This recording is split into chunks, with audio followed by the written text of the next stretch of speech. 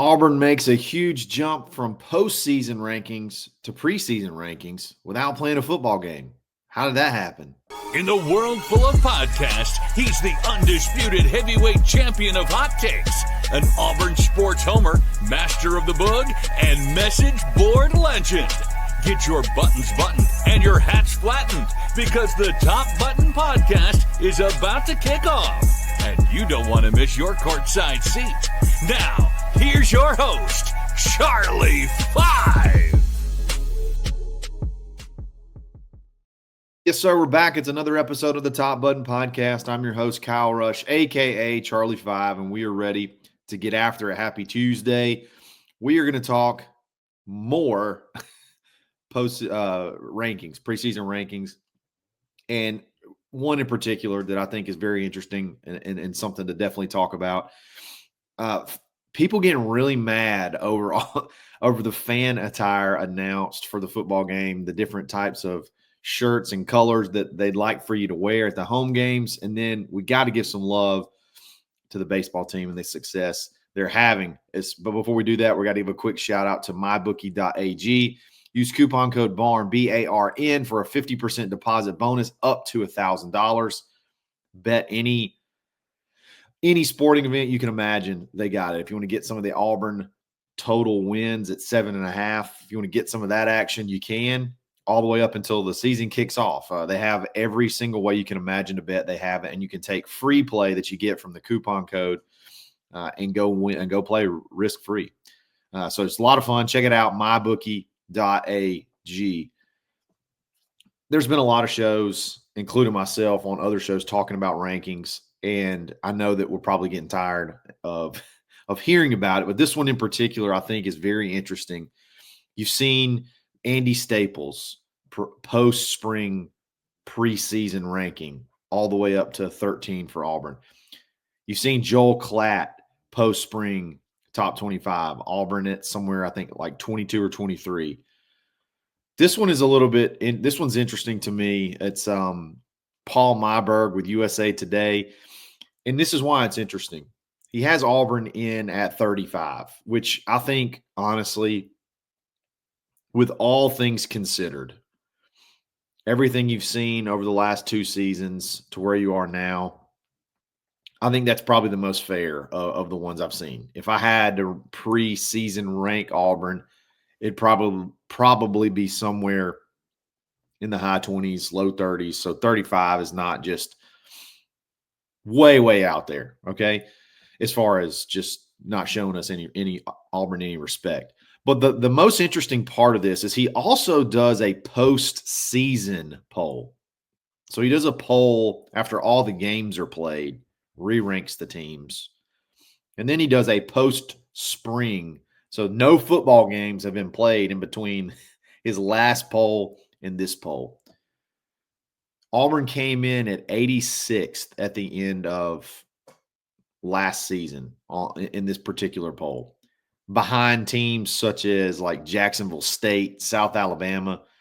I mean, not that great. Not that great, obviously. So to go from 86th all the way up to 35th without playing a single football game is pretty interesting. And I made this comment on Zach's show on Locked on Auburn, and I want to reemphasize it. It's a lot bigger risk for a sports writer to overrank a team and they not perform than it is to underrank a team and then they perform really well. You're not going to get a ton of criticism for like, hey, how did you not see this coming, as far as this team coming out of nowhere and playing really well and surprising teams. You're not going to get a lot of criticism there. You're going to get a lot of criticism if it's like, there you go again, falling for the bait. You overranked them, and we all saw it coming. We all knew that this team couldn't perform. They haven't been able to perform. I just think you have a lot more risk as a writer overranking than you do underranking. So they're kind of putting themselves out there behind this team and seeing all of the additions and all the pieces that have been added to get this roster to where it is. And that's really the only thing that you can use to justify taking a team from the end of a season into the beginning of a season without playing a football game and moving them up like 50 spots. Again, if I was ranking team, if I was doing a poll, I think Auburn would be somewhere between that 25 and 35 number. I think that's probably pretty fair. And honestly, I like Auburn starting off there. I like Auburn kind of, for whatever reason, Auburn seems to have more success when the further they are, the least they are thought of before the season starts. That to me is when Auburn seems to shine, when nobody's really, I don't know, nobody's really expecting them to do great things. So on one side of the coin, I like some of these higher ranking polls just because, hey, it makes you get excited. But on the flip side, it's like, man, Auburn just doesn't typically perform well when they have a lot of preseason expectations. But this is really less about preseason expectation and just the job that's been done and the world of college football taking notice of there's something to this roster that Auburn's putting together. From a roster standpoint, it's getting pretty good. You've heard Hugh Freeze. To me, the most telling comment about it and his feelings on the roster was, I think it was the post-spring game press conference when he said, I felt like it was going to take 3 high school recruiting classes to get us back competitive. And that still may be true, that it takes 3. But man, I feel like we can be really competitive this year. That's after watching a full spring of the guys, the core guys that you're going to look to lead this team. It's after watching Jackson Arnold for a whole spring. That's after watching the receivers and what they've been able to build as a room there. Just a lot of positivity, a lot of talking heads, and a lot of people are taking notice, I guess. And that feels good to an extent. Again, I don't want to get too overhyped because then people get mad at me if we're not, it's my fault if we're not good. But I say all that to say that the job that's been done to reassemble this roster, that part of coaching has been done very, very well. Now the other half, there's a lot of different directions you can go as far as the development in the on the field coaching and the in game coaching. But sometimes, sometimes the roster, how good the roster is, affects a lot of those things. They affect the way you call plays. They affect the way you make decisions. And we can go through a litany of examples as to what it means there. But regardless, all these different preseason polls and these writers and everybody that are coming out with these rankings and things like that, they are acknowledging that Auburn has done and Hugh Freeze has done a really good job of getting this roster back competitive again. And I think if we really just look deep inside, yeah, we want to win 10, 11 games. We want to get to the playoffs. But if you really look deep, Auburn just wants to be, let's just get competitive again. Let's just get to where we feel like we have a chance to win every game that we play in. Now, we may not win every game, but you got a shot instead of rolling into games and you're auto penciling in losses. I want to see when you get to that top end of the schedule, I want to see way more toss-ups than I want to see pencil in a loss. I think Auburn's getting there. And these polls kind of reflect it. Something made Auburn fans really mad, and it's kind of hilarious at what we get mad over. We'll go to that in just a second. But before we do that, let's give a shout-out to Rhoback.com. I got my Rhoback Auburn licensed hoodie on. They have a lot of Auburn licensed apparel. Hey, if you got you're getting excited for football season already and you want to go ahead and get some of your game day attire lined up, hey, they got it. They have 3 or 4 great Auburn polos. It's getting a little too warm for hoodies, but if you want to go ahead and get ready for the colder football season, part of football season, they got the hoodies too. And you can save big. Use coupon code BUTTON20 to take 20% off. It's rowback.com. We'll be back right after this.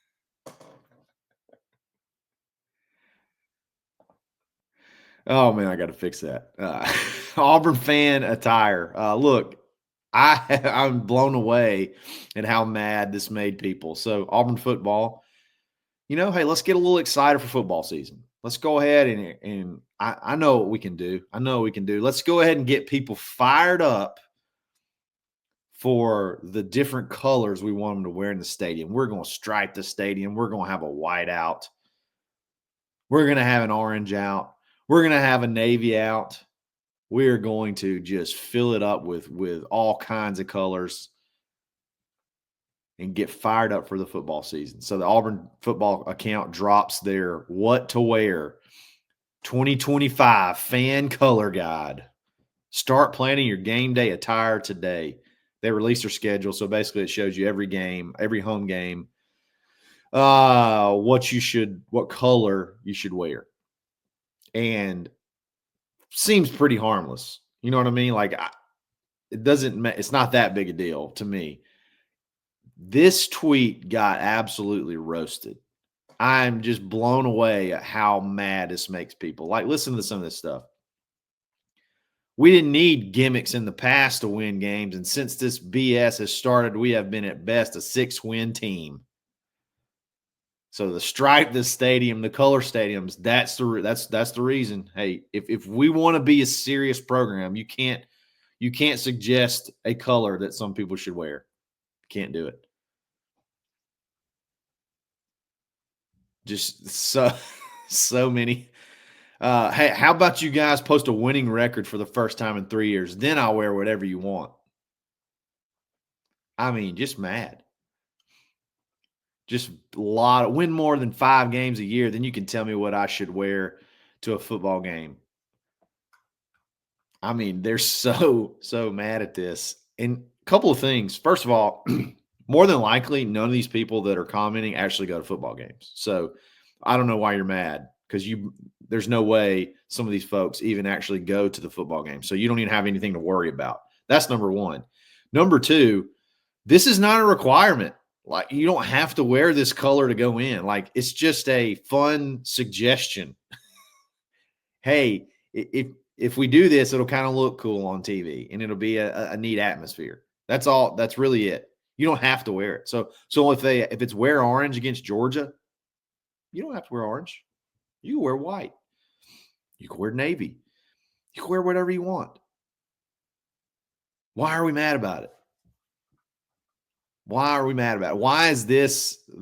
I guess you just have to have something to be mad about. I mean, this one, stop telling us what to wear. Every game should be for the fans to decide what they want to wear. People are laughing at us. This stuff is corny. How about no? This stuff has gotten way out of hand the past few years. And the all navy looks bad on TV. I mean, just tweet after tweet, just tearing this thing apart. I don't get it. I really don't get it. Again, they're not going to, if it's wear navy and you come in with an orange shirt on, they're not going to rip your shirt off and make you wear a navy one or turn you away at the gate. Like, it's just a suggestion.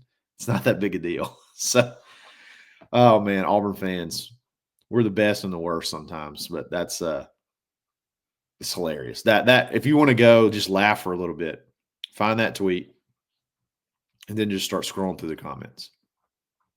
It's amazing that you took the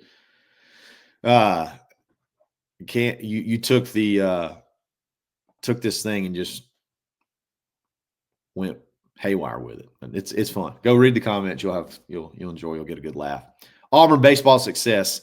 We don't talk enough about Auburn baseball on here, and that's my fault. And then also, I don't want to take away from the Auburn baseball show, because look, I can't add nearly as much as Lindsey Crosby to baseball. I can't add nearly as much as Sonny DeShera, Brad Law. I'm just not that guy. You know that meme, you're not that guy, pal. I'm not that guy. But I do want to show some love to Butch, and I want to show some love to this Auburn baseball team and the main reason is because there's a lot of folks, and I probably fall into this too at times. We're Auburn football fans, and we watch a lot of the other sports with the angst that we watch football when we do watch that sport. So last year, I saw some of the most god-awful takes, the most god-awful posts on message boards about Butch Thompson and we need to move on and this, that, and the other after 2 trips to Omaha. And they turn around and they've done what they've done this year and have had just an incredible season thus far with 2 SEC series left.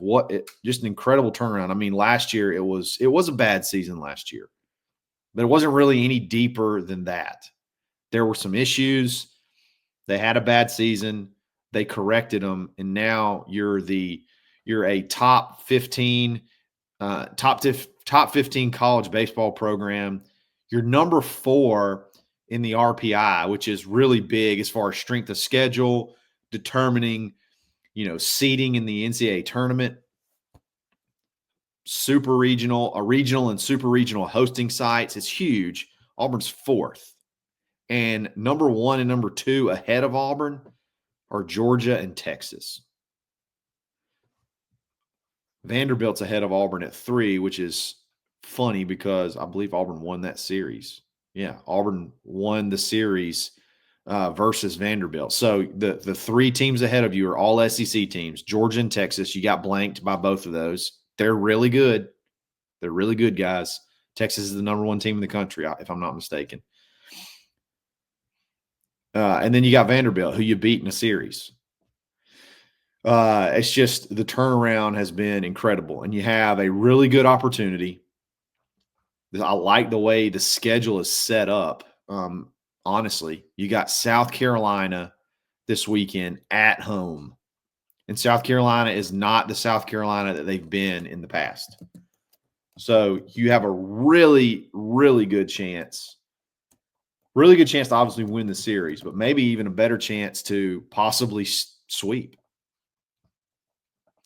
You sweep that series, you're really cooking with momentum. You get Jacksonville State at home, and then you have to go to Ole Miss, which is going to be tough because Ole Miss is, 17th in RPI. So there is no real there's no real time to take a breather. The SEC is just packed. I mean, you got LSU's a top 10 RPI team. You swept them at their place. Arkansas is a top 5 RPI team. Alabama, top 13. Tennessee, top 14. You just went there and won that series. The SEC's tough, man. And Auburn has done really, really well. And they'll have a chance possibly even to be one of the top seeds in the SEC tournament. So definitely need to show them some love. If you finish the season strong, you should be. If you win the South Carolina series, you should have basically almost a shoe-in, I would imagine, to host a regional. But if you can somehow if you can steal a game from Ole Miss, if you can sweep South Carolina, steal a game from Ole Miss, maybe steal 2, if you could win that series, you're almost a shoe-in to be a host for a super regional should you get through the regional. So huge turnaround. Last year was a disaster, but you know what? They fixed it. They went and found they looked at where they were weak and they fixed it. And that's what good coaching staffs do. That's what great coaching staffs do. And Auburn is very blessed to have Butch Thompson. So I'm sure the Auburn baseball show should be dropping maybe today. If not today, definitely tomorrow. Recapping that Tennessee series. Sorry, I was just checking to make sure it hadn't already dropped. So definitely you need to subscribe to the Barn Auburn YouTube page so you're ready for that, because that show is fantastic. There's no better baseball show for Auburn out there. I mean, you just can't beat it. So, guys, I really appreciate you listening. Let me know what you think about the fan attire. Does it make you as mad as it made everybody else? I just don't really – I haven't lost a wink of sleep over it. I haven't really even thought about it since I saw it, but apparently it's rustled up quite a few Auburn fans, and I would wager that the vast majority that are really mad of it don't even attend the football game. So I could be wrong. Let me know in the comments what you think. What do you think about the preseason polls? Which poll is more realistic, do you think? You got Andy Staples, 13. You got Joel Klatt, 22 or 23. And then you have, I think it's Paul Myberg at 35. Big jump from the postseason poll from 86. Let me know what you think. Guys, I really appreciate you listening. Thanks for tuning in. We'll be back again soon. It's another episode of the Top Button Podcast. Stay button. Thanks for listening, and drive home safely.